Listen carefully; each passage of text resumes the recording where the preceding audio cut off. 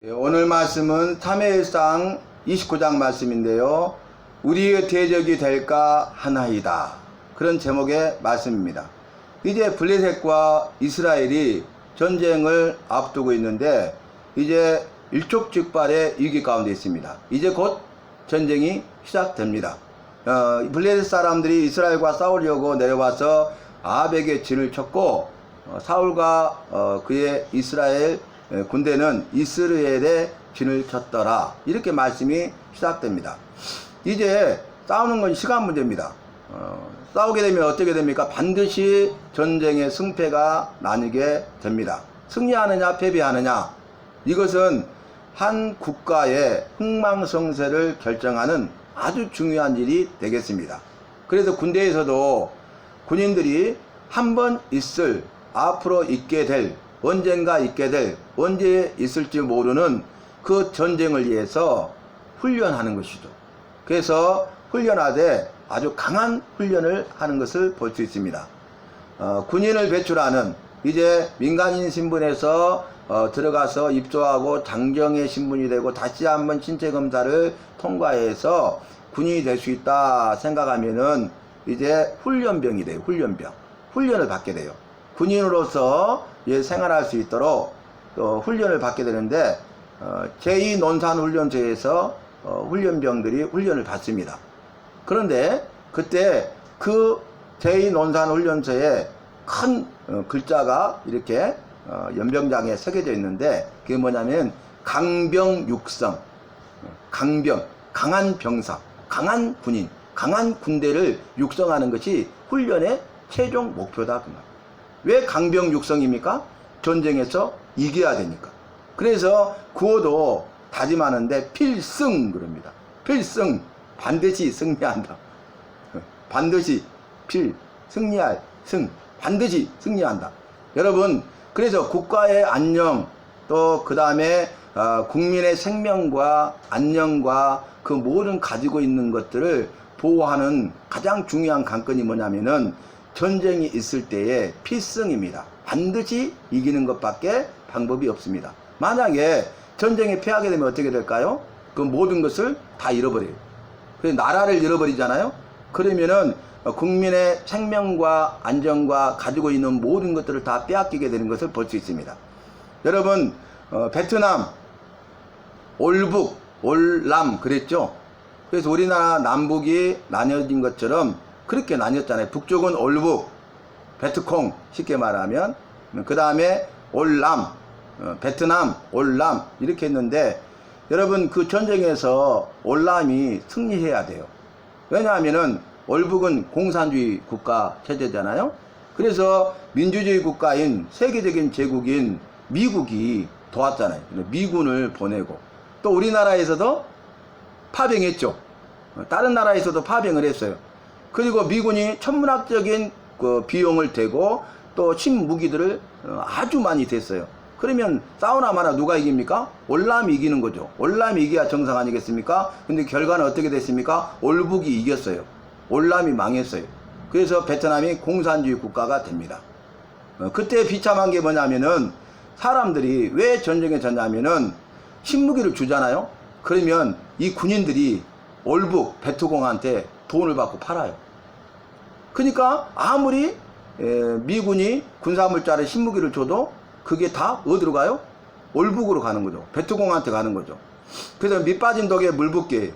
그러니까 황금 만능주의 돈에 눈이 뒤집어져서 아니 싸우는 전쟁 가운데 있는데 그걸 파는 거예요. 그래서 나중에 망하게 되니까 어떻게 됩니까? 보트피플, 여러분 아시죠? 역사적으로 보트피플, 올남 사람들이 그곳에 있을 수 없어요. 그래서 결국 어떻게 됩니까? 배를 타고 떠나요. 그 나라를 떠나요. 그런데 받아주는 데가 없으니까 바다 한가운데서 이렇게 있어요. 그 배 안에서 살아. 그래서 보트피플이에요. 그런데 제가 그때 영상을 보니까, 해외토픽의 영상을 보니까 반합 같은 그런 그 밥그릇에다 이렇게 밥을 해서 먹는데요. 이 지폐 있잖아요. 올남돈. 지폐를 불을 붙여가지고 그걸로 불쏘시개 해갖고 그걸로 밥을 해서 먹더라고요. 비참하죠? 여러분, 우리가 정말 깨어 있어야 하는 것이 바로 여기 있는 것입니다. 육체적인 전쟁에서도 우리가 깨어 있어야 되는데 영적 전쟁에서 깨어 있지 않으면은 우리는 마귀의 밥이 되는 거예요. 악한 사탄 마귀가 삼켜버리려고 두루도는 사자같이 삼킬 자를 찬란히 그랬잖아요. 그래서 누구를 삼킬 것인가 보고 삼켜버린다 그 말입니다. 그러면 어떻게 됩니까? 이 사단 마귀의 지배를 받게 돼요. 그래서 결국 악한 자가 되고 악한 일을 서슴없이 하게 되고 죄를 지어도 나중에는 죄를 깨닫지 못하고 회개치도 아니하고 죽고 망하고 지옥 형벌이 기다리고 있는 것 아니겠습니까? 여러분, 이 베트남의 탄 지역이 우상 숭배의 소굴이잖아요. 완전히 영적으로 붙잡혀 있잖아요. 2만 명의 어촌 그 지역에 거의 대부분의 사람들이 귀신들을 보고 살잖아요. 귀신을 섬기면서 살잖아요. 얼마나 불쌍합니까? 그 사람들은요, 눈이 어두워지고 생각이 허망해져서 이 사탄 마귀의 미혹을 받아서 넘어지고 거기에 붙잡혀서 비참한 삶을 살아가는 것이죠. 그리고 죄만 짓고 살고 그것이 좋은 것인 것처럼 착각하면서 미혹을 받아서 살고 교만하게 살고 결국 그래서 죄로 말미암아 죽고 망하고 지옥 형벌 받을 자 아닙니까? 그런데 그곳에 정규성 선교사님이 복음을 가지고 간 거예요. 베트남에서 가장 열악한 지역, 가장 우상숭배의 소굴, 전 세계적으로 우상숭배의 소굴, 영적으로 붙잡혀 있는 그 영혼들을 향해 가장 덥고 습한 지역, 가장 열악한 지역, 그래서 그 누구도 가지 않는 그 지역에 정규성 선교사님이 사모님과 함께 가서 복음을 전하는 거예요. 그래서 예수 믿는 사람이 생기게 되고 그 예수 믿는 사람들이 이야기하는 게 뭐냐면은 소수 몇 사람이지만 여기 있는 모든 사람들은 귀신을 보고 살았다는 거예요. 자기도 귀신을 봤다는 거예요. 그런데 예수님을 인격적으로 영접하는 순간 그 귀신이 떠나갔습니다. 그리고 그 소수의 사람들이 산에 모처에 예배 장소를 정하고 교회를 개척했어요. 놀라운 일이 생긴 거죠. 한 영혼이 천하보다 귀한 건데 이 영적 싸움에서 정규성 선교사의 믿음의 헌신을 통해서 승리하게 된 것입니다. 필승! 반드시 승리하게 된 것입니다. 여러분, 오늘 우리의 대적이 될까 하나이다 전쟁을 앞두고 한 제목의 말씀이에요. 전쟁에서는 이제 블레셋이 이기느냐 아니면 이스라엘이 이기느냐 그 기로에 서 있잖아요. 이 전쟁에서는 반드시 승리해야 된다고 말씀드렸잖아요. 그런데 이 베트남 지역에서 이 영적 전투, 치열하게 벌어지는 영적 싸움에서 정규성 선교사가 그렇게 생명을 걸고 복음을 전하고 가장 열악한 지역에 가장 불쌍한 영혼들에게 가서 복음을 전하고 헌신할 때에 예수 믿는 사람들이 생기게 되는 기적이 이루어지고 그들을 통해서 교회 장소가 세워지는 놀라운 역사가 이루어졌잖아요. 그러니까 악한 사탄 마귀가 가만히 있겠어요? 그래서 정규성 선교사님이 오른쪽 손끝까지 마비가 와가지고 의사로서 의료 선교하는데 이걸 방해하는 거예요. 여러분, 우리는 믿음의 눈으로 바라봐야 됩니다. 우리가 육체적인 질병으로 마비가 올 수도 있어요. 그렇지만은 이것은 영적 싸움인 것입니다. 그럼에도 불구하고 포기하지 아니하고 복음을 전하고 있어요. 여러분, 우리가 이 육체적인 싸움, 이 세상에서 싸움에서도 승리해야 되지만 영적으로도 승리해야 될 것입니다. 그런데 육체적인 싸움, 이 세상에서 싸움의 승리의 비결이 뭐예요? 영적 전쟁에서 승리의 비결이 뭡니까? 그것은 여호와께서 우리와 나와 함께 하시는 것입니다. 여호와께서 나와 함께 하시는 거예요. 여호와께서 나와 함께 하지 아니하면 우리는 이 전쟁에서 패할 수밖에 없어요. 필패! 필승이 아니라 필패! 반드시 패하는 거예요. 내 힘과 능력을 의지하면 패할 수밖에 없다. 이 신앙 고백과 같아요. 그러나 대장 대신 예수 그리스도가 함께 계시고 대장 대신 예수 그리스도를 앞서 행하시고 우리가 십자가의 군기를 앞세우고 십자가의 군병으로 나가면 승리하게 됩니다. 예수님의 승리가 우리의 승리, 예수님의 승리가 나의 승리가 되는 것입니다. 그래서 승리는 내 것일세. 예수님의 보혈로서 승리는 내 것일세. 그렇죠. 우리가 영적 싸움에서 예수님의 보혈로 승리할 뿐만 아니라 우리가 이 땅을 살아가면서 이 세상에서 육체적인 싸움, 이 세상에서 각종 싸움에서 승리할 수 있는 비결은 여호와께서 나와 함께해야 된다는 거예요. 이 앞에 본문이 뭐였습니까? 엔돌에 신접한 여인이 이제 그 땅에서 영이 올라오나이다. 모습이 어떠하냐? 늙은이고 겉옷을 입었나이다. 그러니까 사탄 마귀가 귀신의 졸개, 귀신의 영을 통해서 그 모습으로 변장하게 한 거죠. 그런데 그것을 분별하지 못하는 사울, 왜 그래요? 여호와께서 사울을 떠나버렸어요. 여호와께서 함께하지 않고 사울에게 여호와께서 말씀으로 말씀하지 않았어요. 그러니까 그가 엔돌의 신접한 여인에게 사무엘을 끌어올리라 이렇게 어리석은 요구를 하게 되고, 그리고 그 영이 사무엘인 줄 알고 엎드렸다는 거예요. 그런데 그럼에도 불구하고 여호와께서는 이전에 사무엘이 살아있을 때에 말씀하셨던 그 예언의 말씀을 다시 한번 말씀하십니다. 왜냐하면 여호와께서 말씀하시고 하신 말씀을 반드시 이루시기 때문에 그래요. 어떤 말씀이었어요? 당신의 이웃 다윗에게 이 나라를 주셨나이다. 왕이 여호와의 말씀에 불순종하였기 때문에 그렇게 될 것입니다. 그리고 내일 당신과 당신의 아들들이 나와 함께 있을 것이다. 죽을 것을 말해요. 그러니까 내일, 지금 이제 전쟁이 일촉즉발의 위기 가운데 있죠. 바로 전쟁 시작이죠. 근데 이 전쟁에서 죽을 것을 예언한 거예요. 그걸 뭘 의미합니까? 전사했다는 것은 필패입니다. 전쟁의 필승, 승리한 게 아니라 패하고 만다는 것이에요. 왜 패해요? 여호와께서 떠나버렸어요. 왜 패해요? 여호와께서 함께하지 않아요. 왜 패해요? 여호와의 말씀이 없어요. 반대로 승리할 수 있는 비결, 필승의 비결은 뭡니까? 여호와께서 나와 함께 하시는 것입니다. 여호와께서 말씀하시는 것입니다. 내 안에 여호와가 계시고 내 안에 여호와의 말씀이 있으면 우리는 승리할 수 있다는 거예요. 이제 전쟁에 나서는데 블레셋 방백들, 신하들이 이 아기스 왕에게 말합니다. 다윗은 함께 갈 수 없습니다. 그럼 다윗이 지금 그 블레셋 가드의 아기스 왕에게 망명했잖아요. 사울이 다윗을 죽이려고 하니까 이제 그가 굴로 갔다가 광야로 갔다가 항무지로 갔다가 숲속에 갔다가 계속 피해 다녔죠. 근데 추격해서 와서 죽이려고 했잖아요. 죽음의 이 길을 수도 없이 넘겼잖아요. 그런데 이제는 더 이상 이스라엘 전역에 숨을 곳이 하나도 없어요. 사울을 피할 곳이 아무것도 없어요. 그래서 그가 망명을 택하는데 이 블레셋 사람 골리앗을 쳐 죽였잖아요. 그 블레셋 사람들을 많이 전쟁에서 승리하고 그들을 죽였잖아요. 그러면 블레셋 나라에서는 가장 큰 원수가 누굽니까? 다윗이죠. 사울왕보다 다윗이에요. 현상수배범 하면은 가장 1순위가 1등이 다윗, 2등이 사울이에요. 왜냐하면은 그만큼 블레셋과 전쟁에서 백전백승, 그리고 대승, 그리고 많은 블레셋 사람들이 죽었기 때문에 그래요. 가장 큰 원수죠. 이 블레셋과 싸움에서 돌아올 때에 사울왕이 이제 개선장군으로 탁 오는데 그 예루살렘 여인들이 나와서 노래하면서 춤췄죠. 사울이 죽인 자는 천천히요. 그럼 그렇지. 근데 그 다음에 문제가 생겼죠. 다윗이 죽인 자는 만만이로다. 그래서 그로 인하여서 사울왕이 다윗을 시기하고 미워하고 질투하고 죽이고자 한 것 아니겠습니까? 그러면 이제 방법이 없어요. 그러니까 이제는 진퇴양난.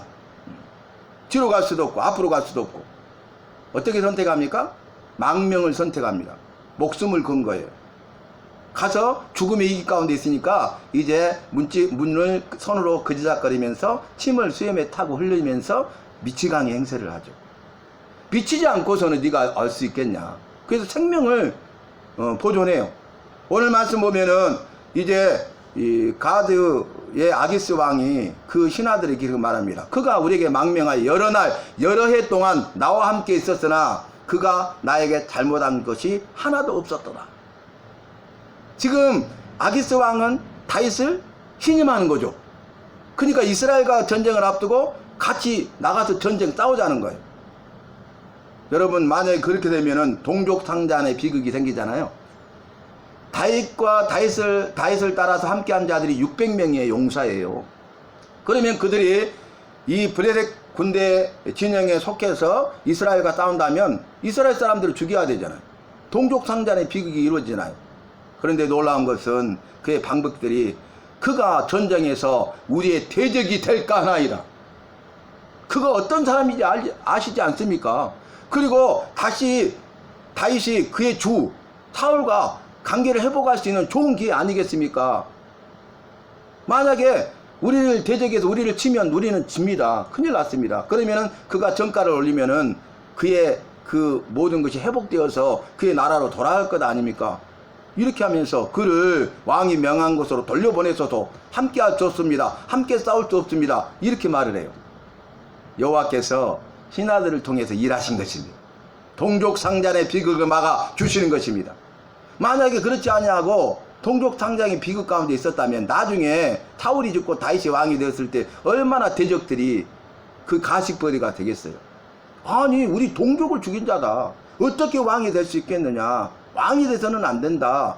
여러분 여호와께서는 다윗을 왕으로 예선하셨어. 기름을 부어서 예비하여 준비하셨어요. 그리고 사울의 불순종을 통해서 다윗에게 이 나라를 주고 왕이 될 것을 이미 예언하셨어. 그 말씀을 이루어 가십니다. 그런데 원수 사탄 마귀는 그 여호와의 말씀이 이루어지지 못하도록 해방하고 방해하고 있는 것 아니겠습니까? 그러면서 마지막에 사울이 죽인 자는 천천히요 다윗이 죽인 자는 만만이라고 했지 않습니까? 결국 이 전쟁에 참여하지 않게 됩니다. 그리고 이제 그 다음 말씀 보면은 길보아 전투가 시작되는데 이 길보아 산에서 사울과 그의 아들 요나단이 전사해서 죽어요. 그리고 이스라엘이 대패합니다. 그러니까 필패 대패. 그 말은 뭐예요? 이 블레셋이 필승 대승을 거둔 거예요. 그래서 사울이 전사하게 됩니다. 요나단이 전사하게 됩니다. 그리고 그 후에 이제 망명 생활을 끝내게 되고요. 열해 동안 망명 생활을 했습니다. 이스라엘로 돌아와 이스라엘의 왕이 됩니다. 여러분 지금 제가 우리 긴급기도에서 함께 기도했던 것처럼 케냐의 선교사님이 그 케냐에서 헌신하고 목숨의 위협 가운데서도 굴하지 않아 복음을 전하다가 작년에 그곳에서 테러로 순교하셨잖아요. 그러면 그 아버지의 아들 그곳에서 선교지 있었잖아요. 자랐잖아요. 그 어려움을 다 알잖아요. 근데 아버지께서 복음을 전하다가 그런 위협과 핍박과 모욕과 죽음의 이 길을 넘기고 그리고 순교까지 했잖아요. 그러면 그 아들이 돌아와도 되지 않겠습니까? 다른 안전한 곳에 가서 복음 전해도 괜찮지 않겠어요? 그런데 작년에 순교했는데 그 아들이 그 지역에 바로 선교사로 헌신했어요. 그래서 똑같은 위협을 당하고 모욕을 당하고 고난을 당하고 핍박을 받고 죽음의 이 길을 겪어도 굴하지 아니하고 복음을 전하다가 며칠 전에 저녁에 잠자리에 들려고 하는데 괴한들이 총을 가지고 들이닥쳐 가지고 그의 어머니 그리고 그 선교사님을 납치해 갔어요. 그리고 그의 선교사님 아내와 자녀는 아이가 막 울어제치니까 이 테러리스트들이 긴박한 상황에서 그의 사모님과 자녀는 남겨두고 납치해 갔잖아요. 이 아들 선교사님은 뇌종양이 있기 때문에 날마다 약을 드시지 않으면 그 고통을 견딜 수가 없어요. 그런데 약을 챙겼겠어요? 그리고 지금 생사 여부를 알지 못하는 긴급한 위기 상황 가운데 있습니다. 다른 케냐 선교사님을 통해서 우리가 알아보고 있지만 지금 아무리 찾아도 그 생사 여부를 알 수 없고 거처를 알 수 없는 그런 상황 가운데 있어요. 여러분 아버지가 순교했잖아요. 그런데 그곳에서 목숨을 걸고 복음을 전한다는 거예요. 다시 한번 생각해 봐야 돼요. 그 선교사님들의 믿음은 어떠한 믿음이고 우리의 믿음 나의 믿음은 어떠한 믿음입니까? 나는 어떤 믿음의 삶을 살고 있습니까? 주님 보시기에 나는 어떠한 사람입니까? 우리 주님께서는 마지막 때 내 믿음을 내가 보겠다 그랬어요. 네가 믿는다고? 믿는 자들이 믿는다고 하는 모든 사람들 한 사람도 빠짐없이 믿는다고 하면 그 모든 사람들에게 믿음을 보신다는 거예요. 그런데 네 믿음을 내게 보이라 하셨어요. 믿음이 없어요. 보일 것이 없어요. 믿음의 저울에 딱 달았는데 무게가 하나도 없어요. 무게가 나가지 않아요. 믿음이 없어요. 믿음이 가벼워요. 믿음으로 구원받는 것 아닙니까? 믿음으로 천국 가는 것 아닙니까? 믿음으로 영원한 생명과 복을 누리는 것 아닙니까? 그래서 우리가 믿는 것 아니에요? 그래서 이 자리에 예배 자리에 있는 것 아닙니까? 그런데 우리는 너무나 안전하잖아요. 그러다 보니까 너무 나태. 그래서 예배 드리는 것 자체도 우리가 승리하지 못하고 수많은 사람들이 실패하고 예배 드리러 왔는데 예배 시간에 또 실패하고 가고 우리는 모든 것을 다 안전하면서 모든 것을 가지고 있고 모든 것을 누리고 있잖아요. 지금 똑같은 시간이잖아요. 선교사님은 똑같은 한국 사람인데 그곳에서 선교하고 그의 아들은 선교를 각오하고 납치당해 있고 저와 여러분은 그냥 안일하게 나태하게 믿음 생활하면서 믿는다고 구원받았다고 오늘 밤이라도 주님이 내 생명을 찾으면 천국 갈 수 있다고 이렇게 착각하고 살아서는 안 된다는 것이에요. 저와 여러분 이 말씀을 기억하면서 우리가 육체적인 전쟁, 세상에서 각종 전쟁, 그리고 원수 사탄마귀와의 영적 전쟁에서 승리해야 되겠습니다. 반드시 승리해야 되겠습니다. 그래야 내가 살고 가정이 살고 부부가 살고 자녀들이 살고 하는 모든 일이 살아나는 것입니다. 만약에 우리가 패배하게 되면은 모든 것은 끝나게 되는 것이에요. 마귀의 밥이 되는 것이에요. 그래서 저와 여러분은 어떻게 해야 되겠습니까? 여호와를 사모하시고 여호와께서 나에게 임하셔서 여호와의 영으로 충만한 성령 충만한 자가 되고 여호와의 말씀이 내 안에 있어서 그 말씀에 따라서 한 걸음 한 걸음 스텝 바이 스텝 이렇게 주와 같이 걸어가는 그런 말씀의 가이드, 말씀의 인도함을 받는 그런 말씀의 사람이 되어서 승리하고 주님 앞에 영광 돌리고 마음껏 쓰임 받을 수 있는 저와 여러분이 되시기를 바랍니다. 우리 주님께서는요 이렇게 주변에 있는 사람들 통해서 일하시고 역사하신다는 그가 전장에서 우리의 대적이 될까 합니다. 그래서 동족산장의 빅을 막으셨잖아요. 다윗은 다윗의 힘과 능력으로 아무것도 할 수 없잖아요. 가서 싸울 수밖에 없는 상황이잖아요. 지금 상황이. 우리가 그런 상황에 처해 있다 할지라도 우리 주님께서는 나와 함께 하시고 우리가 주의 약속의 말씀을 붙들고 살아간다면 주님께서는 일하시고 역사하십니다. 모든 것이 합내가의 선을 이루십니다. 그래서 말씀을 정리해 보면 로마서 8장 28절에 여호와를 사랑하는 자 곧 그 뜻대로 부르심을 입은 자들에게는 모든 것이 합내가의 선을 이루느니라. 아멘. 모든 것이 합내가의 선을 이루시는 분이 바로 여호와세요. 그럼에도 불구하고 일하시고 역사하신 분이 내가 믿고 따르는 나의 아버지가 되시는 것이에요. 그럼에도 불구하고 여호와께서 이 상황을 반전시키시고 역전시키셔서 기적을 행하시는 것입니다. 우리의 삶 속에서도 나의 삶 속에서도 마찬가지. 내 삶 속에서 우리 주님께서는 나를 사랑하시는 나의 아버지가 되시기 때문에 나와 함께 하시고 나를 도와주시고 나를 지키시고 보호하시고 인도하시고 은혜와 복과 생명을 주시기를 원하시는 분이기 때문에 그럼에도 불구하고 여호와께서는 내 삶 속에서 반전을 통하여서 이 상황을 바꾸어 역전시키시고 나에게 기적을 이루어 주시는 것입니다. 이 기적을 받아 누리는 저와 여러분 되시기를 바라고 감사하고 마음껏 축복합니다.